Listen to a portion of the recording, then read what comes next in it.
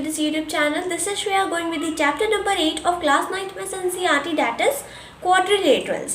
So ये इस chapter का मेनली इंट्रोडक्शन वीडियो है. हम इस चैप्टर के जितने भी इंपॉर्टेंट टॉपिक्स हैं उन सबको इस वीडियो में कवर करेंगे. So you have to be with me till the end. Okay so सबसे पहले हम शुरू करते हैं चैप्टर के नेम से, दैट इज क्वाड्रिलेटरल्स. अब क्वाड्रिलेटरल्स का मतलब क्या होता है एक डेफिनेशन से डिफाइन किया जाए. So a closed figure with 4 sides. एक क्लोज्ड फिगर, बिल्कुल एक बंद सी फिगर जिसमें 4 साइड्स हों, वो क्या होती है हमारी एक क्वाड्रिलेटरल होती है. एक सिंपल से डेफिनेशन क्वाड्रिलेटरल्स की एक डायग्राम से रिप्रेजेंट किया जाए. So here you can see एक क्लोज्ड फिगर है, इसमें हम कहीं से भी अंदर नहीं घुस सकते. कैसा है ये क्लोज्ड है ना. अब इसमें 4 साइड्स होनी चाहिए, 1 2 3 4. ए बी एक साइड है, बी सी एक साइड है, सी डी और ए डी, ये 4 साइड्स गिवन है इसमें. तो ये क्या हो गया हमारा एक क्वाड्रिलेटरल हो गया. अब मैंने यहाँ पे ना कोई पैरेललोग्राम लिया है, ना रोम्बस, ना ट्रेपेजियम, ना स्क्वायर, ना रेक्टेंगल, जस्ट फॉर दिस कि यहाँ पे एक क्वेश्चन आ जाए कह रही है तो पैरेललोग्राम है, ये क्वाड्रिलेटरल कैसे होगा. सो वो जो मैंने अभी जितने भी नेम्स बोले शेप्स के, ये सारे शेप्स क्या होते हैं क्वाड्रिलेटरल्स ही है. क्योंकि नोटिस करने वाली बात ये है कि सब में 4 साइड्स होती हैं और क्लोज्ड फिगर होता है ना. तो फिर ये सब हमारी क्वाड्रिलेटरल्स होंगी, ऑब्वियसली क्वाड्रिलेटरल्स हैं. ठीक है. सो ये तो जस्ट एक फिगर है, बाकी मैंने आपको जितने भी बताए वो सब भी क्या है एक क्वाड्रिलेटरल है. और उन सब की एक अलग अलग प्रॉपर्टी है. मतलब अगर क्वेश्चन ये आ सकता है ना कि अगर ये सारे क्वाड्रिलेटरल्स हैं तो इनमें डिफरेंस क्या है. डिफरेंस ये है कि सब एक दूसरे में देखने से अलग है. ऐसा तो नहीं होगा, देखने में ही नहीं, वो सारे अलग अलग प्रॉपर्टीज भी डिजर्व करते हैं. मतलब सबके पास अपनी अपनी एक प्रॉपर्टी है. उन सबको हम पढ़ेंगे. उसके पहले क्वाड्रिलेटरल्स होती है, उनमें क्या होते हैं 4 साइड्स. अलॉन्ग विद दिस उसके साथ होते हैं 4 angles, angle A, angle B, angle C and angle D. और इन चारों एंगल्स का सम कितना होता है हमेशा, sum of the all the angles of quadrilaterals is equals to the 360 degree. इसे आप प्रूव कैसे करेंगे. सो अभी हमने लास्ट वीडियो में ट्रायंगल्स को कवर किया है, ट्रायंगल्स वाले चैप्टर को, जिसमें हमने डिस्कस किया था कि ट्रायंगल्स की तीनों साइड्स का सम कितना होता है 180 डिग्री. सो क्वाड्रिलेटरल के केस में 360 कैसा है, इसको हम प्रूव कैसे करेंगे. सो प्रूव करने के लिए बहुत ही इजी मेथड है. आपको यहाँ पे एक डायगोनल ड्रॉ करना है. डायगोनल क्या होती है, जो एक पॉइंट से दूसरे पॉइंट तक जाती है किसी क्वाड्रिलेटरल के. ओके सो ये मैंने डायगोनल ड्रॉ कर दी AC. इस डायगोनल का नाम क्या हो जाएगा AC, जो इसको 2 पार्ट्स में डिवाइड कर रही है. अब हम सिर्फ ADC को देखें तो ये क्या बन रहा है एक ट्रायंगल, और ABC को देखें तो ये भी क्या है एक ट्रायंगल. यानी कि मैं ये कह सकती हूँ कि इन 2 ट्रायंगल्स को जोड़ के एक क्वाड्रिलेटरल बना है. सो ट्रायंगल्स के सारे साइड एंगल्स का सम कितना होता है 180 डिग्री. सो यहाँ पे 2 ट्रायंगल्स हैं, मतलब दोनों ट्रायंगल्स के एंगल्स का सम 360 हो जाएगा. कैसे, इस मान लेते हैं पहले ADC क्या है ट्रायंगल है, इसके तीनों एंगल्स का सम कितना होगा 180 डिग्री, हमने पढ़ रखा है. अब ABC क्या है एक ट्रायंगल है, इसके तीनों एंगल्स का सम कितना होगा 180 डिग्री. दोनों को ऐड कर दो, आपका रीजन मिल जाएगा कि इनके चारों एंगल्स का सम कितना होता है 360 होता है. और ये केस सिर्फ इसी फिगर में नहीं, कोई भी आप क्वाड्रिलेटरल ले लो, मैंने जितने भी नाम मेंशन किए जिनको अभी हम डिस्कस करने वाले हैं, उन सब में ये प्रॉपर्टी लागू होती है कि उनके चारों एंगल्स का सम कितना होगा 360. एंड ये क्या है यूनिवर्सल सूत्र जो किसी में चेंज नहीं होगा. कोई भी क्वाड्रिलेटरल आ गए, कोई भी क्वाड्रिलेटरल आ जाए आपके सामने कि हाँ भाई मुझे चेक करो मेरे में है कि नहीं है.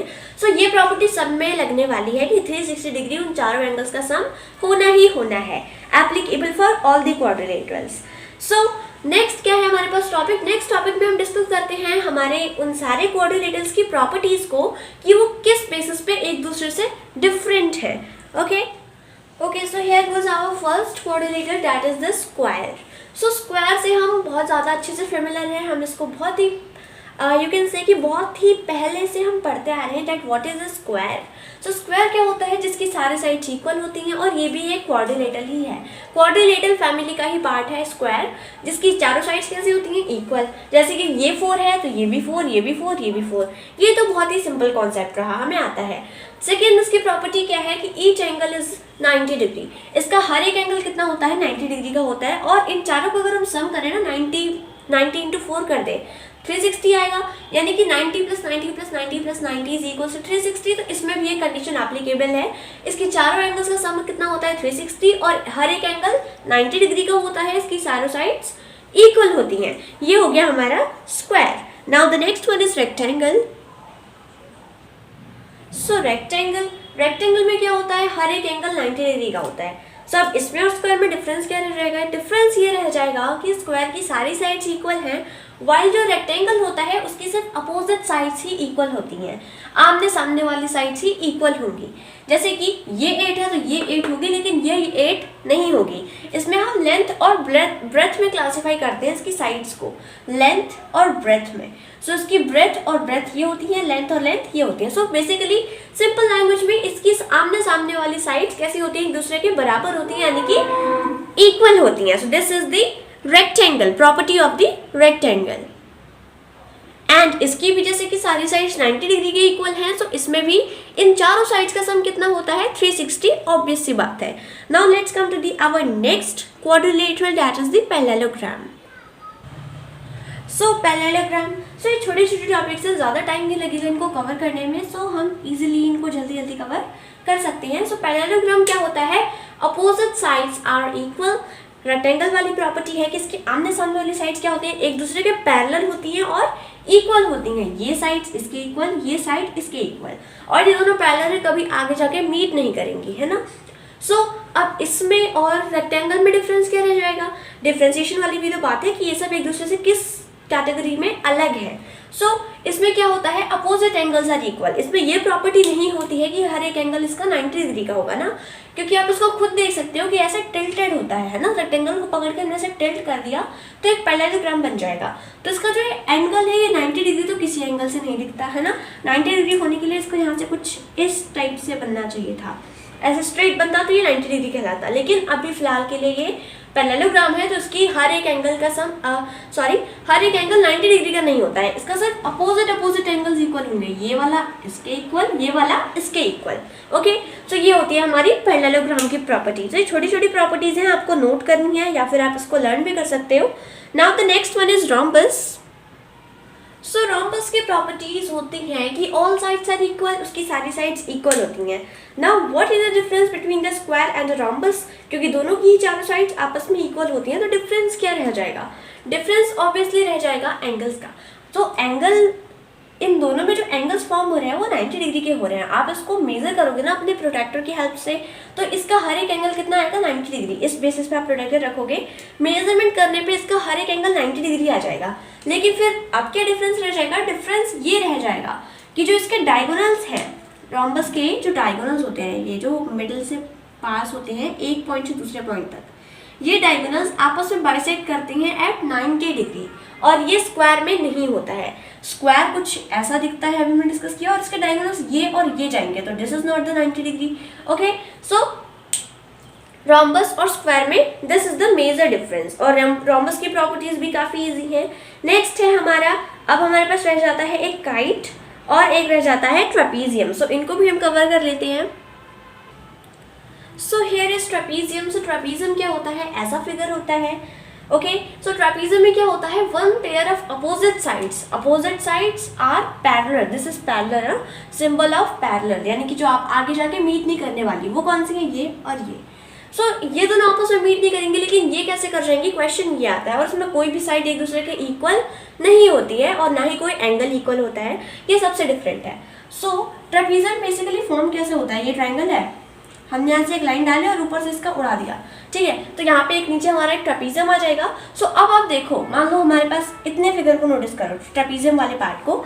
सो अगर मैं इसको आगे की साइड इंक्रीज करते जाऊँ, सिमिलरली इसको ऐसे ऐसे मैं इंक्रीज करते जाऊँ, ऊपर जाके मीट कर जाएंगे और एक ट्रायंगल फॉर्म कर देंगे। तो ये तो पैरेलल नहीं हुआ, लेकिन जो ये दोनों लाइन्स हैं, इनको मैं कितना भी आगे एक्सटेंड कर लूँ, ये मीट नहीं करने वाली। वो बात अलग है कि आप इस लाइन को टिल्ट करके इससे मीट करा दो, लेकिन this is not the property of parallel lines. Okay, तो ये हो गए हमारे ट्रेपीजियम और कुछ और क्वाड्रिलेटरल्स, और कोई रह जा रहा है, हाँ एक काइट और रह जाए। सो अब है काइट। सो काइट में क्या होता है, काइट की एक फिगर से मैं आपको समझा दूँ, काइट की प्रॉपर्टी काफी छोटी है। सो काइट कुछ ऐसे दिखती है, पतंग आप सर ने उड़ाई है, उसका शेप कुछ यही होता है ना, ऊपर से थोड़ा छोटे छोटे साइड्स होते हैं, नीचे वाली थोड़ी सी लंबी में होती है, उसके बाद उसमें फिर वो एक टेल भी आती है, वो नहीं, हम सिर्फ काइट की बात कर रहे हैं, क्वाड्रिलेटरल्स बारे।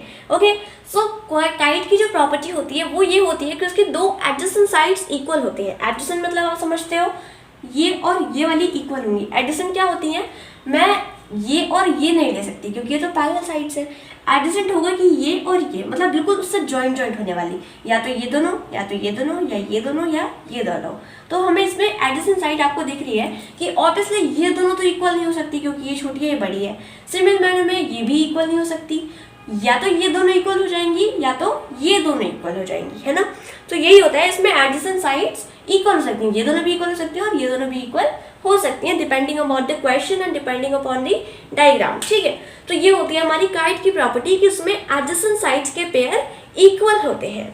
सो अब हमने इसमें ऑलमोस्ट सारे क्वाड्रिलेटरल्स को डिस्कस कर लिया है जिसके बेसिस पे क्वेश्चंस आएंगे। इनफैक्ट हमने कुछ एक्स्ट्रा क्वाड्रिलेटरल्स भी पढ़ लिए हैं just for your knowledge for the future. So अभी हमने क्वाड्रिलेटर्स क्या होते हैं, उसके टाइप्स, आई मीन उसके जितने भी टाइप्स ऑफ क्वाड्रिलेटरल्स है सब हमने पढ़ लिया। अब बात आती है थ्योरम्स की।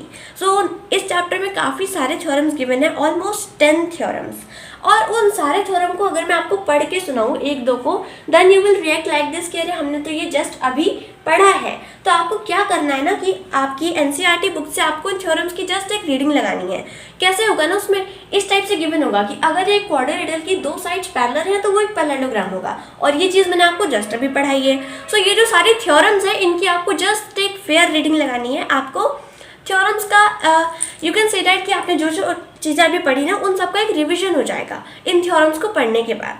अब जो एक इम्पॉर्टेंट थ्योरम आती है इस चैप्टर की वो है mid point theorem. Mid point theorem बहुत इंपॉर्टेंट है और इसको पढ़ना भी बहुत ज़रूरी है क्योंकि जो सेकंड एक्सरसाइज है इस चैप्टर की वो पूरी मिड पॉइंट थ्योरम पे बेस्ड है। Okay so mid point theorem को समझने के लिए हमें इस क्वाड्रिलेटरल को समझना पड़ेगा। So you will be like, oh this is a triangle, this is not a quadrilateral, right? So इस quadrilateral के चैप्टर में इस ट्रायंगल का क्या रोल है, तो रोल बहुत बड़ा है कि पूरी सेकंड एक्सरसाइज इसी ट्रायंगल पे बेस्ड है। सो आई डोंट नो कि वाई कि क्वाड्रिलेटरल में हमें ट्रायंगल दे रखा है, हो सकता है इसलिए क्योंकि दो ट्रायंगल्स को जॉइन करके हम क्या बनाते हैं, क्वाड्रिलेटरल।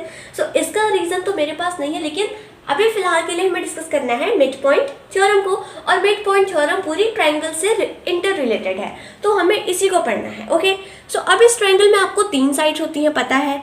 अब हमें इसमें से लेनी है कोई भी 2 साइड्स, तो हम आमने सामने वाली साइड ले लेते हैं, बेस को स्किप कर देंगे। ओके सो ए बी और ए सी, हम सॉरी बी सी और ए सी ले लेते हैं, तो ये और ये। सो व्हाट इज दिस, सो मान लीजिए कि ये जो है और ये जो है दोनों साइड 6 सेंटीमीटर की हैं। Okay 6 centimetre just for suppose, या हो भी सकती है ना।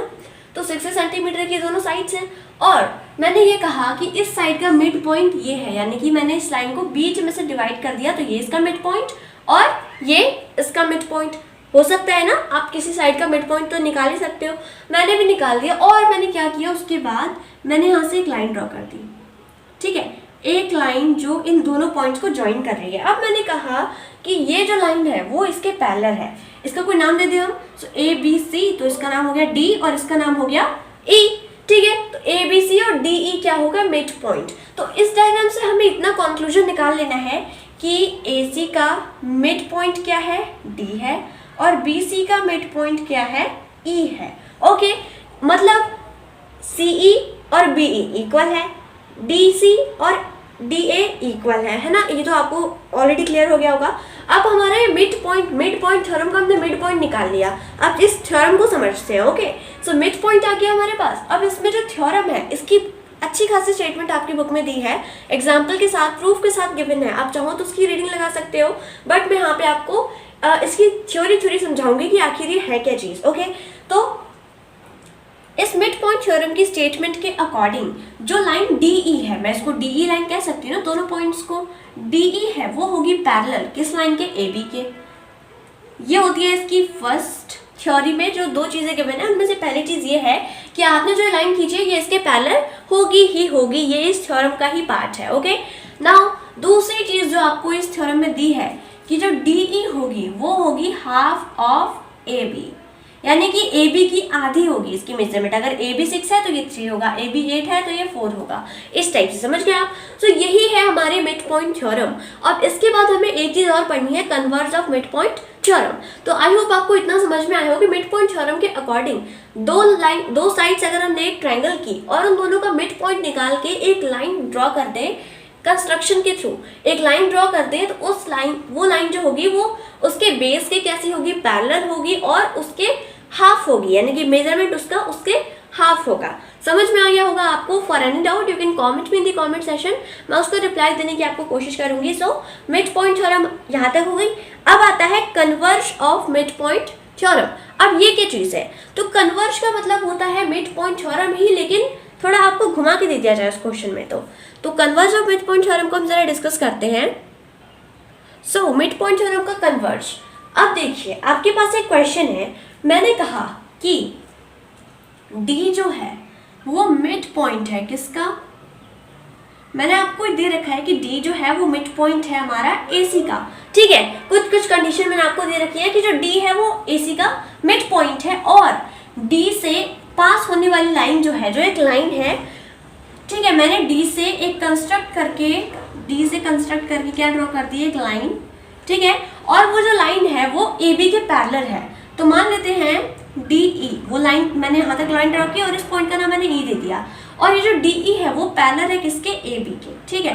अब मैं आपसे पूछूंगी प्रूफ, उसमें आ जाएगा कि प्रूफ करो या फिर बताओ कि वो जो दूसरी वाली लाइन है जो इस लाइन पे आ जाएगी दूसरे वाली साइड पे, वो उसकी मिड पॉइंट कैसे होगी। सब ये क्या 8 ऐसा क्वेश्चन हुआ। तो क्वेश्चन को आप जरा समझे तो बहुत इजी है कि आपको ये मिड पॉइंट दे रखा है, ये दोनों पैरेलल दे रखी है, और आपको ये भी दे सकता है कि जो डी ई है वो हाफ है किसके? ए बी के। अब आपको प्रूफ करना है कि E is the mid point. तो अभी आपने पढ़ा है क्या? आपने पढ़ा है अभी क्या? Mid point theorem. तो अब इस क्वेश्चन को सॉल्व करने की आपको कोई नीड नहीं है, इसमें कोई बहुत बड़ा सॉल्यूशन नहीं लगने वाला है। आप इसके आंसर में सिंपल से एक स्टेटमेंट बना के लिख सकते हो कि as D is the midpoint of one side of a triangle and DE is parallel and half of the line AB, so by midpoint theorem we can say that E is the midpoint of BC। बस खत्म हो जाएगा आपका इस toughest question का solution. इसी type से आपको काफी सारे क्वेश्चंस एक्सरसाइज 8.2 में देखने को मिलेंगे, जिसमें हो सकता है कि आपको इसी ट्रायंगल को एक क्वाड्रिलेटरल में कंस्ट्रक्ट करके दे दिया जाए। तो कोई दिक्कत की बात नहीं है, आप उस क्वाड्रिलेटरल को 2 पार्ट्स में डिवाइड करना, एक ट्रायंगल निकल जाएगा, दूसरा ट्रायंगल निकल जाएगा, और कुछ करके आपका एक क्वेश्चन सॉल्व हो जाएगा। यही नहीं, कोई भी क्वेश्चन सॉल्व हो जाएगा। तो ये था हमारा मिड पॉइंट थ्योरम। इस टाइप का कोई भी क्वेश्चन आए so hence by mid point theorem जो भी आपको दिया हो आप उसे प्रूव कर सकते हो बिना किसी एक्स्ट्रा सॉल्यूशंस के। ओके, सो ये था हमारा पूरा chapter quadrilaterals. So I hope you have like my video. So you can get so much of this kind of videos over my channel. I had started the course of completing the all this syllabus of class 9th NCERT of mathematics. So you can join this channel just by a subscribe and have all the videos with the introduction and some important questions. So thanks for watching. This is for today. Till then, stay tuned, stay connected.